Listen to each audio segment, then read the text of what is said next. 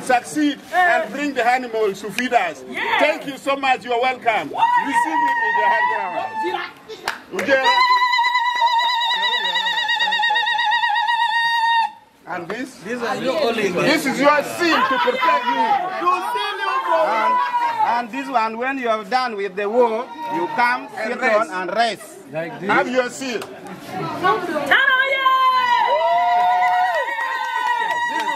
you. Yeah. Very good. And the seal. After doing a lot of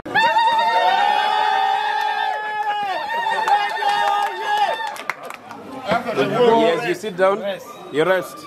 No, you put it down, you don't hold it. Yes. Yes. On the other side, this one, like that. Very good. Very good. Wow. Wow. Fantastic. So, ladies and gentlemen, this money they are bringing you is not their sweat and blood. Because I want to assure you, you are all businessmen. Let me calculate for you now. Mzee with the calculator. Chairman, Tolit. 2.6 million times 800 delegates in Uganda. The Entrepreneurs League has 800 delegates. Times 800. 2 billion. So if you give me 2 billion shillings today, me, because that is the money he has spent, and I have not added on the money for bus, the money for feeding you, the money for accommodating you, and whatever things he was doing on you there. Because he brought people from Tanzania, Pemba, Dar es Salaam to do things. That is why you are made to sit up to 4 a.m. in the morning in that tent. But that is a topic for another day. But if you calculate the money, if you give me 2.5 billion and it is of my sweat, I will buy a building in Kampala and get a rental income of 100 million every month. Why will I give it to you? If the money is money of hack, if it is genuine money, why will I give it to you? For a job that there is no salary. Sometimes you go to State House, they do not even give you sitting allowance. What are you going to look for after spending 2.5 billion? I want you to ask yourselves these questions. For those of you that have 2, 3 wives, please call all of them with your children. Because you are voting on their behalf. You are staking their future. And you ask yourself, that this man comes here even before he talks. He doesn't have an agenda, he doesn't have a manifesto, but he has given everybody 1 million. And he's now saying that there is going to be 5 million per vote when you go to Nambole. Why would somebody spend so much money for a job where there is no salary and you have no source of income? What are they going to do? Are they going to represent you and me? Does he wish you well? After he has given you 5 million, will he ever come back? And these are people who don't touch their telephones. The telephone number he has given you is a fake number. Because Caesar has a number starting with +44. It is a UK number. The UTL number he has given will never go through. The zero, anybody who knows that when MTN started, if you ask Mzee Luru or you ask Mzee Tolit, their number will be 0772. Okay? Now Kakuru comes and gives you 0755. What does that mean? He bought the number yesterday just for you. Taka. After campaigns, they will throw what? You have to go to South Africa because, like we are told, he has no house, he has no business, he has no workers here, he doesn't pay tax in Uganda.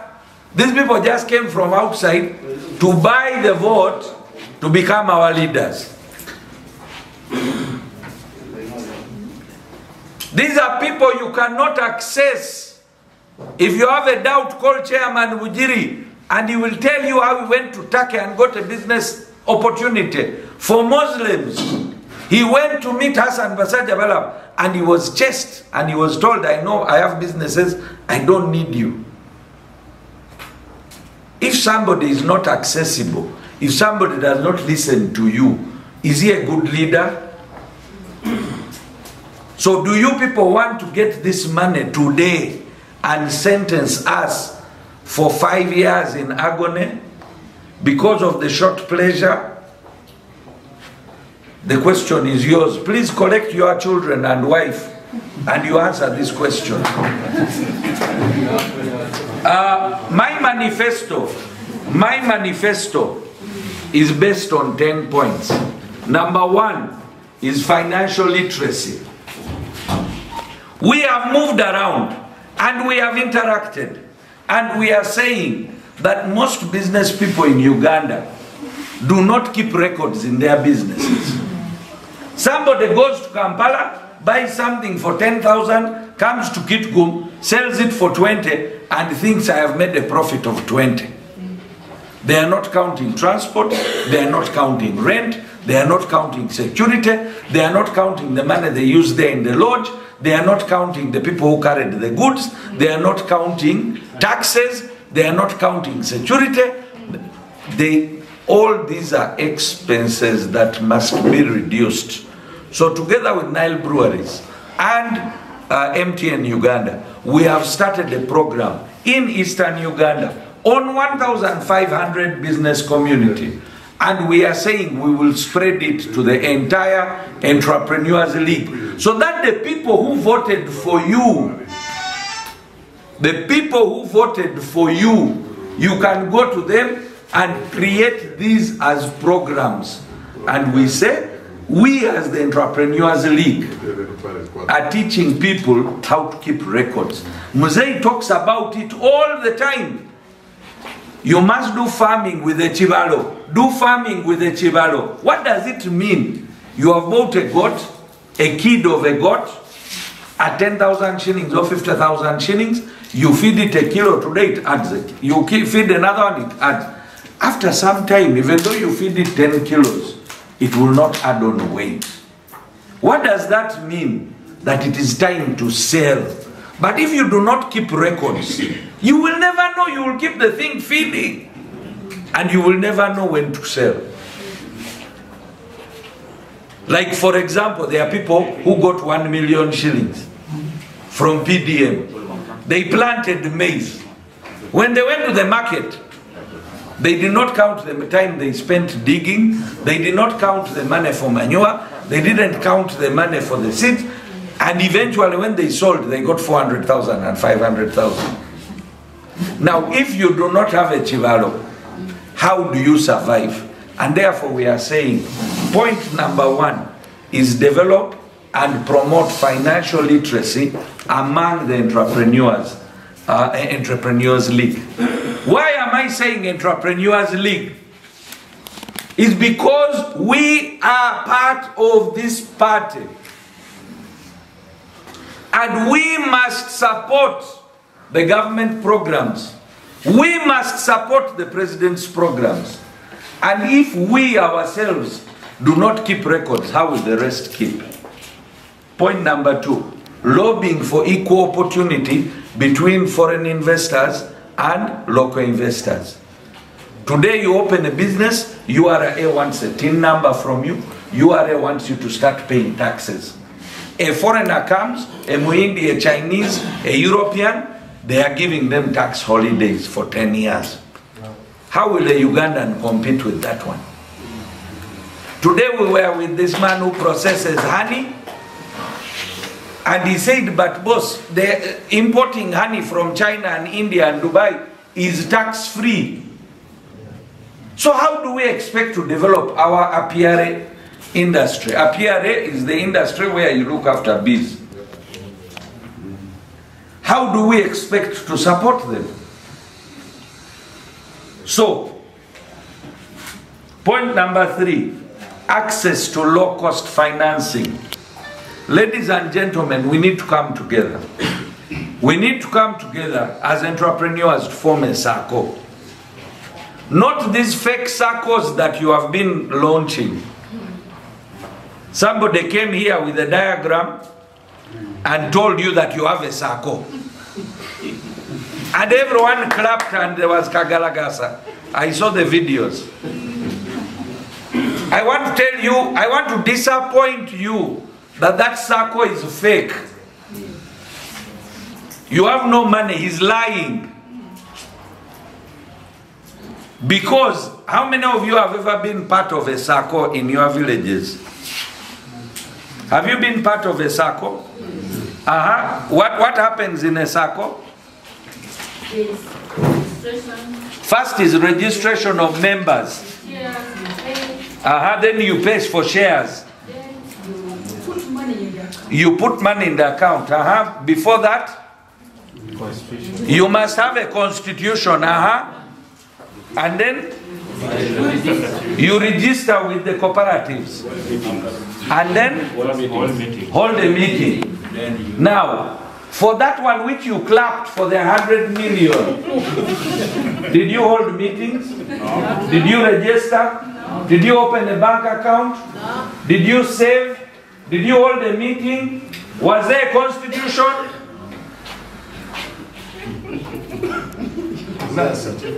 Really, in the year of our Lord 2025, somebody comes from South Africa. A chiwani, in Luganda we call it a chiwani. Nabasibe chiwani. Namwene mukiriza. He just came with something fake. Total fake.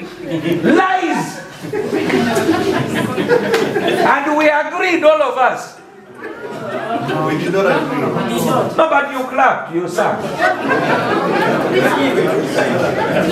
To please him. Just the way you are pleasing me outside.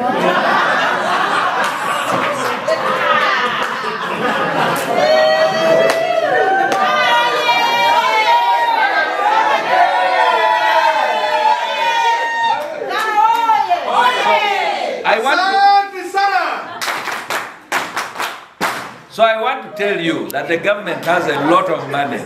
There is a lot of money that we can access if we are organized. I want to give you an example. I employ more than I used to employ more than 1,500 people. There must be more now. But then COVID came. COVID came and Muzei ordered shutdown for 1 month. I picked money, I paid my workers. Mzee extended the shutdown for 2 months. I picked more money, I paid the workers. Mzee extended another 3 months. I picked money, I paid the workers. When he extended another 3 months, I had no more money. I was finished. I went to the bank, I picked money, I paid. For all the 2 years of the lockdown, we kept all our workers, we never sacked anyone. Okay? Now, after lockdown, we went to MTN, they said bring cash. We went to Nile Breweries, they said bring cash. We went to Coca-Cola, they said bring cash. We went to Renzori, they said bring cash. We went to buy produce, they said bring cash. What did I do? I had no cash, the cash was finished. The banks were not willing to lend me more money. So I ran to government. I went to Minister of Finance, I went to Afande Saleh, I went to President, I made noise. I said China has helped business, India has helped, Ethiopia has helped, Kenya helped, Tanzania helped, Rwanda helped, DRC helped, South Africa helped, Zambia helped, Zimbabwe helped. Why not Uganda?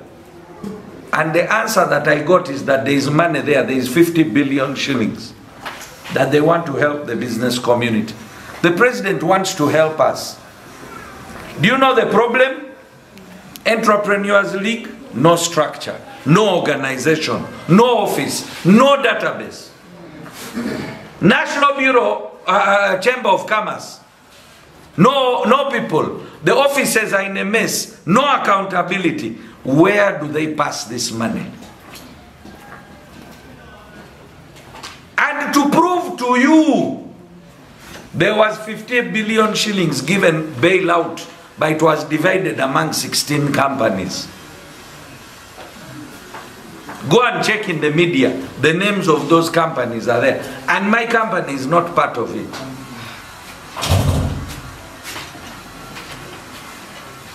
What am I trying to say? That we can benefit if at all we are organized. There is access to low-cost finance. The last visit the president had at a market in Kampala area, in central area, he gave the traders 100 million. And to prove to you, how many of you remember, because especially those in Gulu, where are my people of Gulu? How much money was given to musicians? The bailout of COVID. How much was given to the musicians? Some money. Like 200 million plus. Eh? 500 million plus. How much? Sorry, let's listen to this delegate. We get 500. And last week he chased 7 artists again who went to his home. Ladies and gentlemen, Afande Saleh gave more than 500 million to musicians. Yeah. Okay. Hotel owners were also given money. The government wants to help business community. If they can help musicians, why can't they help entrepreneurs? Why? Even the prostitutes were given. Can you imagine? I didn't want to say that one. Now, if those ones can be given money, why not us? Who are the largest employers in Uganda? We are the largest taxpayers in Uganda. And for us, we are not helped. Why? Collect your wife and children in the evening and ask this question, that I'm going to eat this 5 million and vote for this man. Will he solve these problems? You ask your conscience. That's what I'm trying to tell you. That it is okay to eat somebody's money, because that is taxpayers' money. They also got it fraudulently, in compensation of markets, in compensation of roofers, forgery by Bank of Uganda. All the details are there. The scandals are there. Selling Muslim properties. The data is there on internet.